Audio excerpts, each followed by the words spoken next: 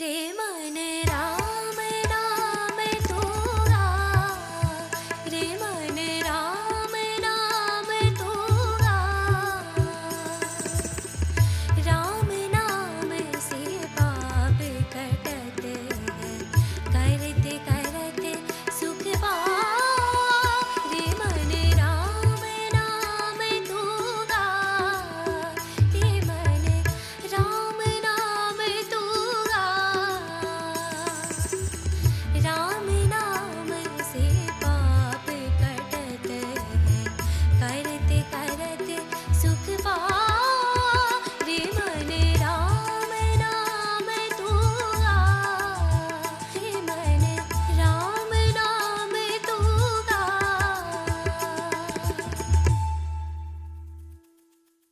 माँ भारती का हिसाली वाली मैया का मैं चरण वंदन करती हूँ।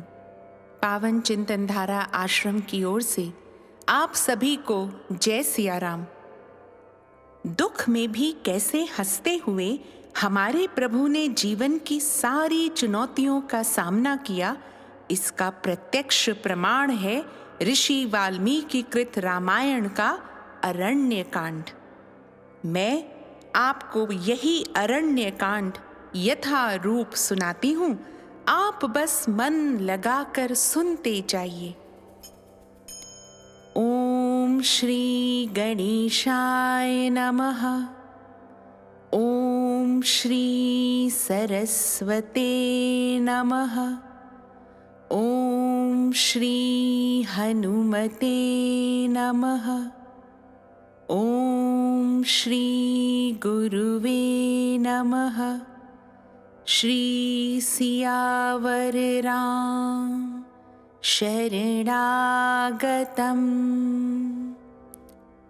श्री सीताराम चंद्राभ्यां नमः। 69वां सर्ग। लक्ष्मण का अयोमुखी को दंड देना तथा श्री राम और लक्ष्मण का कबंध के बाहुबंध में पड़कर चिंतित होना। इस प्रकार जटायु के लिए जलांजलि दान करके वे दोनों रघुवंशी बंधु उस समय वहां से प्रस्थित हुए और वन में सीता की खोज करते हुए पश्चिम दिशा नैऋत्य कोण की ओर गए। धनुष बाण और खड्ग धारण किए वे दोनों इक्ष्वाकु वंशी वीर उस दक्षिण पश्चिम दिशा की ओर आगे बढ़ते हुए एक ऐसे मार्ग पर जा पहुंचे जिस पर लोगों का आना जाना नहीं होता था। वह मार्ग बहुत से वृक्षों, झाड़ियों और लता बेलों द्वारा सब ओर से घिरा हुआ था। वह बहुत ही दुर्गम, गहन और देखने में भयंकर था। उसे वेग पूर्वक लांघ कर वे दोनों महाबली राजकुमार दक्षिण दिशा का आश्रय ले उस अत्यंत भयानक और विशाल वन से आगे निकल गए। तदनंतर जन स्थान से 3 कोस दूर जाकर वे महाबली श्री राम और लक्ष्मण क्रौंचारण्य नाम से प्रसिद्ध गहन वन के भीतर गए। वह वन अनेक मेघों के समूह की भांति श्याम प्रतीत होता था। विविध रंग के सुंदर फूलों से सुशोभित होने के कारण वह सब ओर से हर्षोत्फुल्ल सा जान पड़ता था। उसके भीतर बहुत से पशु पक्षी निवास करते थे। सीता का पता लगाने की इच्छा से वे दोनों उस वन में उनकी खोज करने लगे। जहां तहां थक जाने पर वे विश्राम के लिए ठहर जाते थे। विदेह नंदिनी के अपहरण से उन्हें बड़ा दुख हो रहा था। तत्पश्चात वे दोनों भाई 3 कोस पूर्व जाकर क्रौंचारण्य को पार करके मतंग मुनि के आश्रम के पास गए। वह वन बड़ा भयंकर था। उसमें बहुत से भयानक पशु और पक्षी निवास करते थे। अनेक प्रकार के वृक्षों से व्याप्त वह सारा वन गहन वृक्षावलियों से भरा था। वहां पहुंचकर उन दशरथ राजकुमारों ने वहां के पर्वत पर एक गुफा देखी जो पाताल के समान गहरी थी। वह सदा अंधकार से आवृत रहती थी। उसके समीप जाकर उन दोनों नरश्रेष्ठ वीरों ने एक विशाल काय राक्षसी देखी जिसका मुख बड़ा विकराल था। वह छोटे छोटे जंतुओं को भय देने वाली तथा देखने में बड़ी भयंकर थी। उसकी सूरत देखकर घृणा होती थी। उसके लंबे पेट, तीखी दाढ़ें और कठोर त्वचा थी। वह बड़ी विकराल दिखाई देती थी, भयानक पशुओं को भी पकड़कर खा जाती थी। उसका आकार विकट था और बाल खुले हुए थे। उस कंदरा के समीप दोनों भाई श्री राम और लक्ष्मण ने उसे देखा। वह राक्षसी उन दोनों वीरों के पास आई और अपने भाई के आगे आगे चलते हुए लक्ष्मण की ओर देखकर बोली, आओ हम दोनों रमण करें। ऐसा कहकर उसने लक्ष्मण का हाथ पकड़ लिया।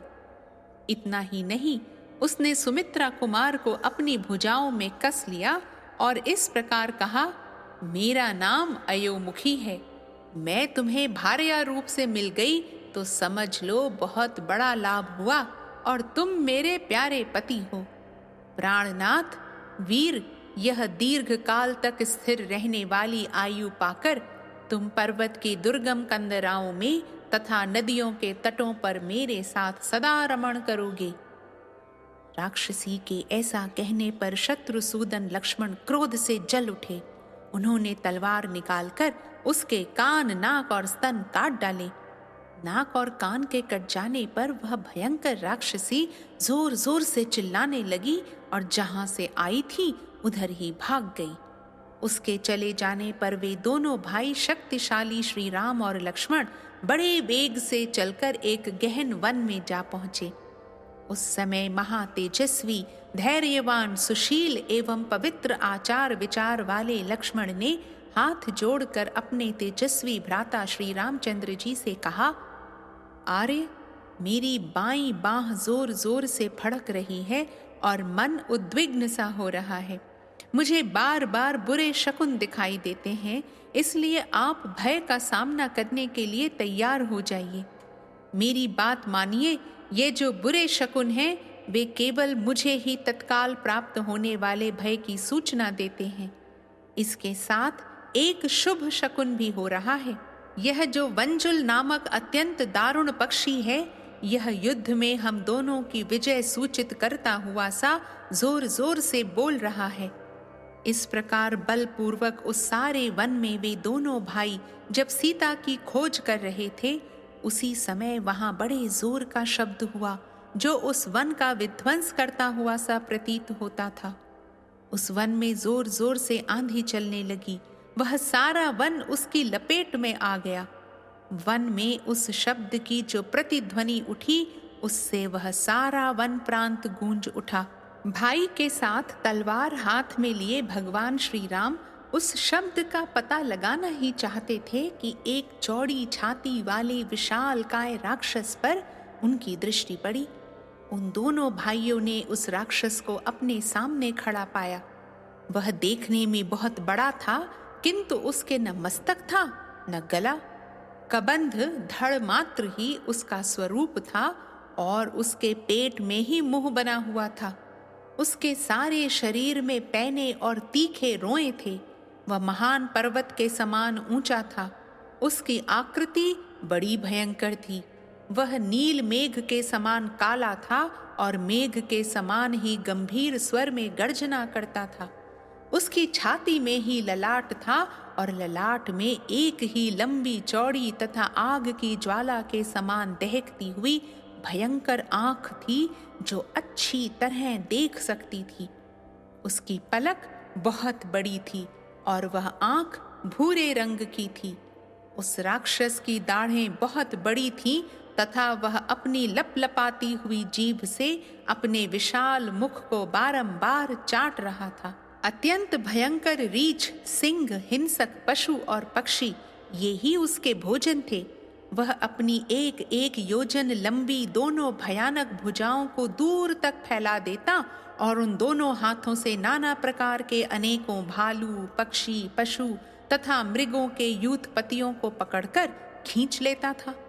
उनमें से जो उसे भोजन के लिए अभीष्ट नहीं होते, उन जंतुओं को वह उन्हीं हाथों से पीछे ढकेल देता था। दोनों भाई श्री राम और लक्ष्मण जब उसके निकट पहुंचे, तब वह उनका रास्ता रोक कर खड़ा हो गया।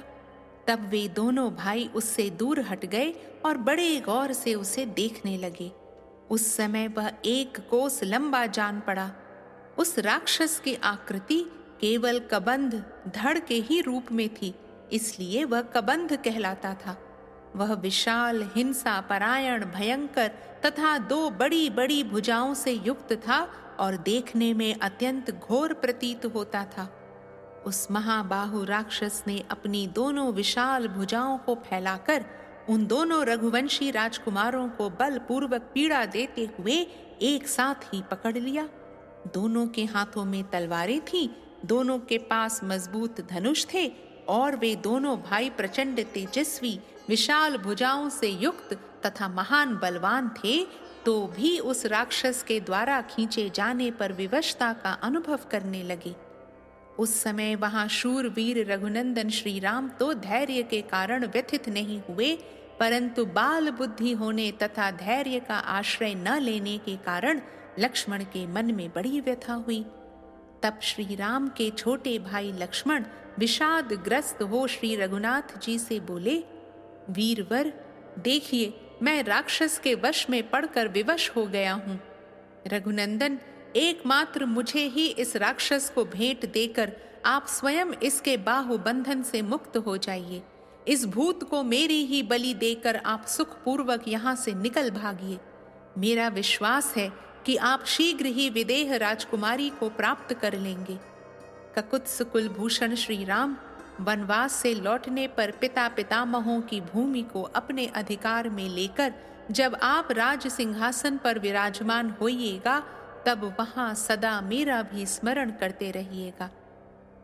लक्ष्मण के ऐसा कहने पर श्री राम ने उन सुमित्रा कुमार से कहा, वीर, तुम भयभीत न हो। तुम्हारे जैसे शूरवीर इस तरह विषाद नहीं करते हैं।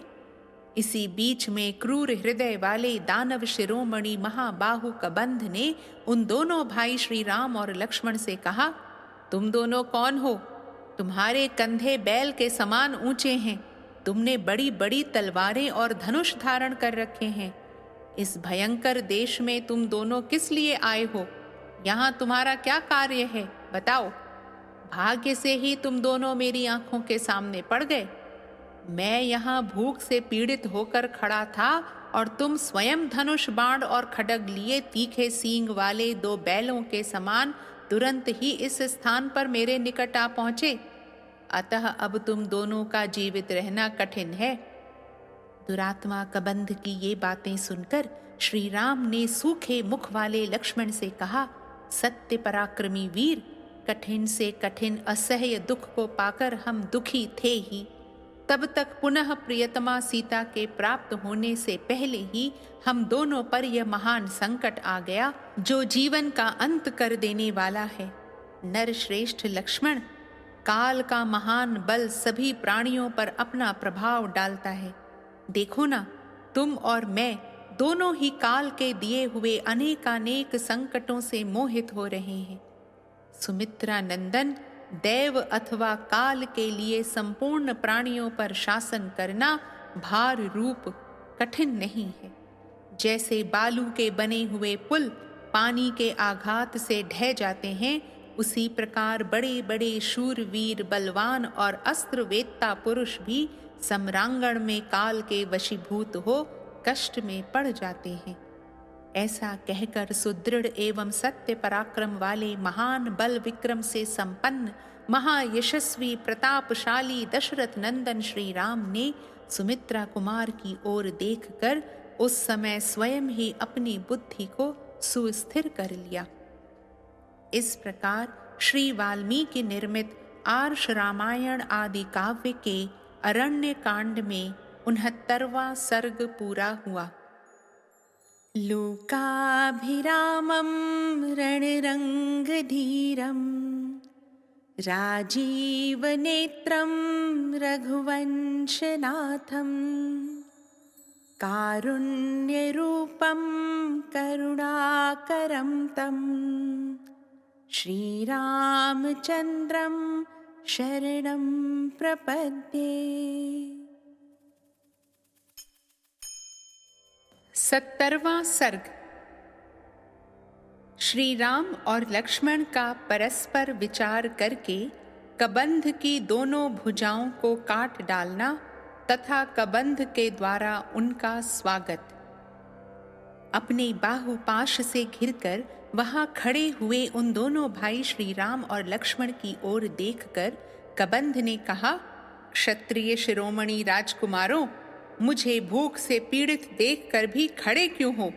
मेरे मुंह में चले आओ, क्योंकि देव ने मेरे भोजन के लिए ही तुम्हें यहाँ भेजा है, इसलिए तुम दोनों की बुद्धि मारी गई है। यह सुनकर पीड़ित हुए लक्ष्मण ने उस समय पराक्रम का ही निश्चय करके यह समयोचित एवं हितकर बात कही, भैया, यह नीच राक्षस मुझको और आपको तुरंत मुंह में ले ले, इससे पहले ही हम लोग अपनी तलवारों से इसकी बड़ी बड़ी बाहें शीघ्र ही काट डालें। यह महाकाय राक्षस बड़ा भीषण है, इसकी भुजाओं में ही इसका सारा बल और पराक्रम निहित है। यह समस्त संसार को सर्वथा पराजित सा करके अब हम लोगों को भी यहाँ मार डालना चाहता है। राजन रघुनंदन, यज्ञ में लाए गए पशुओं के समान निश्चेष्ट प्राणियों का वध राजा के लिए निंदित बताया गया है, इसलिए हमें इसके प्राण नहीं लेने चाहिए, केवल भुजाओं का ही उच्छेद कर देना चाहिए। उन दोनों की यह बातचीत सुनकर उस राक्षस को बड़ा क्रोध हुआ और वह अपना भयंकर मुख फैलाकर उन्हें खा जाने को उद्यत हो गया। इतने में ही देश काल अवसर का ज्ञान रखने वाले उन दोनों रघुवंशी राजकुमारों ने अत्यंत हर्ष में भरकर तलवारों से ही उसकी दोनों भुजाएं कंधों से काट गिराईं। भगवान श्री राम उसके दाहिने भाग में खड़े थे। उन्होंने अपनी तलवार से उसकी दाहिनी बाह बिना किसी रुकावट के वेग पूर्वक काट डाली तथा वाम भाग में खड़े वीर लक्ष्मण ने उसकी बाईं भुजा को तलवार से उड़ा दिया। भुजाएं कट जाने पर वह महाबाहु राक्षस मेघ के समान गंभीर गर्जना करके पृथ्वी, आकाश तथा दिशाओं को गुंजाता हुआ धरती पर गिर पड़ा। अपनी भुजाओं को कटी हुई देख खून से लथपथ हुए उस दानव ने दीन वाणी में पूछा, वीरों, तुम दोनों कौन हो? कबंध के इस प्रकार पूछने पर शुभ लक्षणों वाले महाबली लक्ष्मण ने उसे श्री रामचंद्र जी का परिचय देना आरंभ किया। ये इक्ष्वाकु वंशी महाराज दशरथ के पुत्र हैं और लोगों में श्री राम नाम से विख्यात हैं। मुझे इन्हीं का छोटा भाई समझो, मेरा नाम लक्ष्मण है। माता कैकेयी के द्वारा जब इनका राज्याभिषेक रोक दिया गया, तब ये पिता की आज्ञा से वन में चले आए और मेरे तथा अपनी पत्नी के साथ इस विशाल वन में विचरण करने लगे। इस निर्जन वन में रहते हुए इन देवतुल्य प्रभावशाली श्री रघुनाथ जी की पत्नी को किसी राक्षस ने हर लिया है। उन्हीं का पता लगाने की इच्छा से हम लोग यहाँ आए हैं। तुम कौन हो और कबंध के समान रूप धारण करके क्यों इस वन में पड़े हो? छाती के नीचे चमकता हुआ मुंह और टूटी हुई जंघा पिंडली लिए तुम किस कारण इधर उधर लुढ़कते फिरते हो? लक्ष्मण के ऐसा कहने पर कबंध को इंद्र की कही हुई बात का स्मरण हो आया, अतः उसने बड़ी प्रसन्नता के साथ लक्ष्मण को उनकी बात का उत्तर दिया। पुरुष सिंह वीरों, आप दोनों का स्वागत है। बड़े भाग्य से मुझे आप लोगों का दर्शन मिला है। ये मेरी दोनों भुजाएं मेरे लिए भारी बंधन थी। सौभाग्य की बात है कि आप लोगों ने इन्हें काट डाला। नरश्रेष्ठ श्री राम, मुझे जो ऐसा कुरूप रूप प्राप्त हुआ है, यह मेरी ही उद्दंडता का फल है। यह सब कैसे हुआ, वह प्रसंग आपको मैं ठीक ठीक बता रहा हूँ, आप मुझसे सुने। इस प्रकार श्री वाल्मीकि निर्मित आर्ष रामायण आदि काव्य के अरण्य कांड में 70वां सर्ग पूरा हुआ। लोकाभिरामं रणरङ्गधीरं राजीवनेत्रं रघुवंशनाथं कारुण्यरूपं करुणाकरं तं श्रीरामचन्द्रं शरणं प्रपद्ये। 71वां सर्ग। कबंध की आत्मकथा। अपने शरीर का दाह हो जाने पर उसका श्री राम को सीता के अन्वेषण में सहायता देने का आश्वासन। महाबाहु श्री राम, पूर्व काल में मेरा रूप महान बल पराक्रम से संपन्न, अचिंत्य तथा तीनों लोकों में विख्यात था। सूर्य, चंद्रमा और इंद्र का शरीर जैसा तेजस्वी है, वैसा ही मेरा भी था।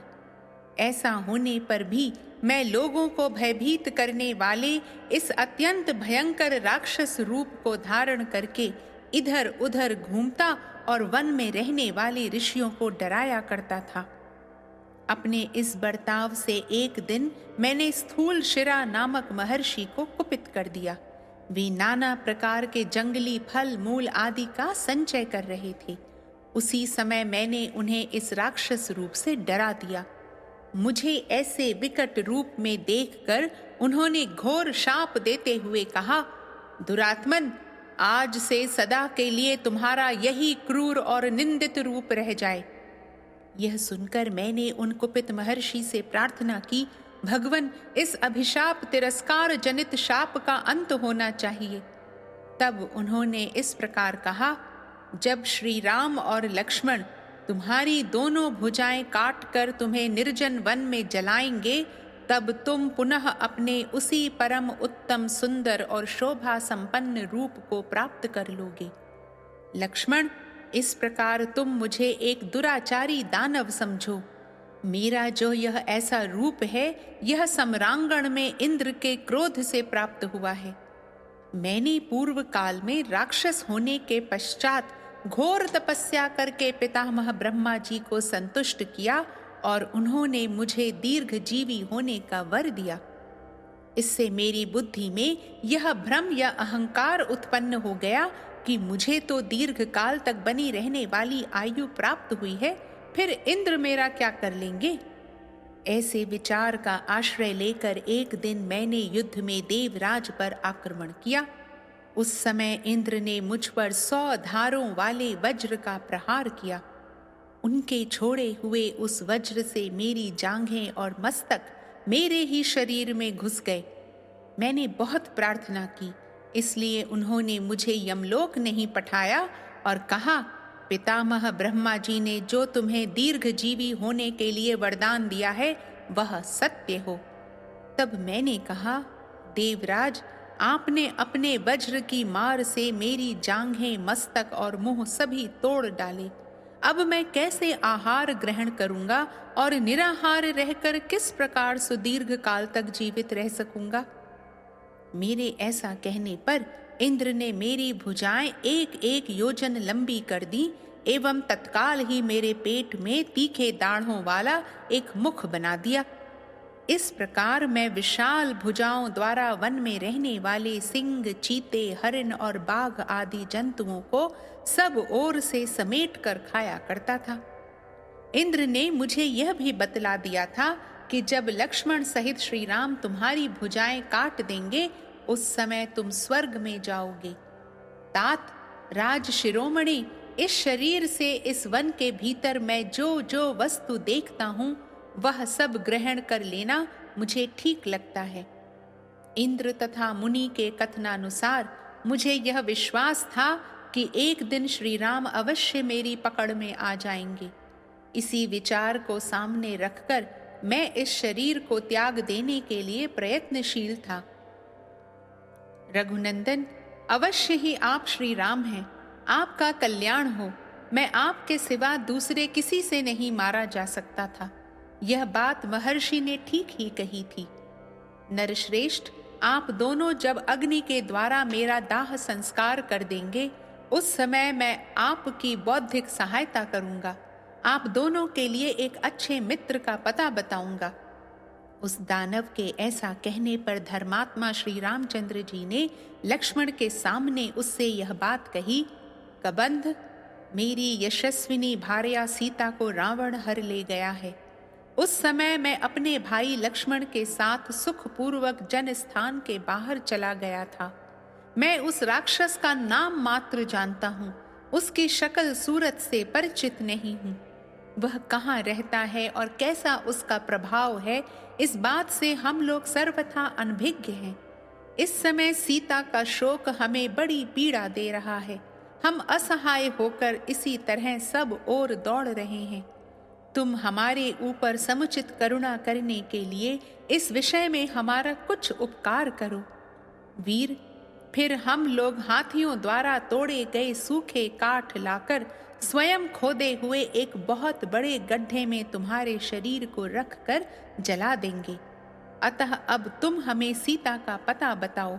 इस समय वह कहाँ है तथा उसे कौन कहाँ ले गया है? यदि ठीक ठीक जानते हो तो सीता का समाचार बताकर हमारा अत्यंत कल्याण करो।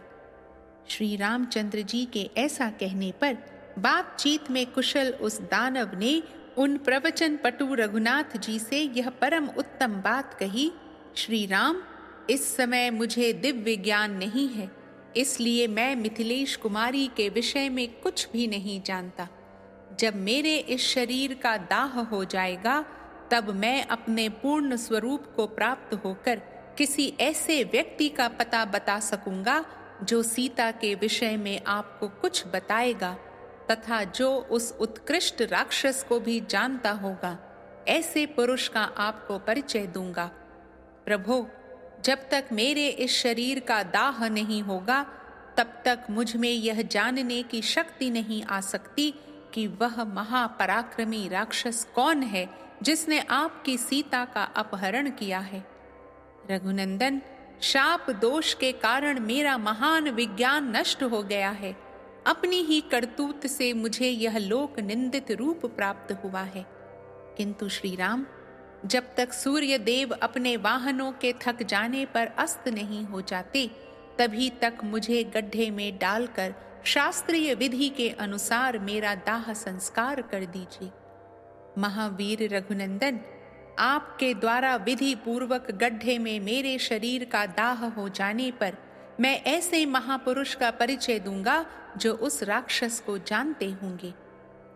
शीघ्र पराक्रम प्रकट करने वाले वीर रघुनाथ जी, न्यायोचित आचार वाले उन महापुरुष के साथ आपको मित्रता कर लेनी चाहिए। वे आपकी सहायता करेंगे। रघुनंदन, उनके लिए तीनों लोकों में कुछ भी अज्ञात नहीं है, क्योंकि किसी कारणवश वे पहले समस्त लोकों में चक्कर लगा चुके हैं। इस प्रकार श्री वाल्मीकि निर्मित आर्ष रामायण आदि काव्य के अरण्य कांड में 71वां सर्ग पूरा हुआ। लोकाभिरामं रणरङ्गधीरं राजीवनेत्रं रघुवंशनाथं कारुण्यरूपं करुणाकरं तं श्रीरामचन्द्रं शरणं प्रपद्ये।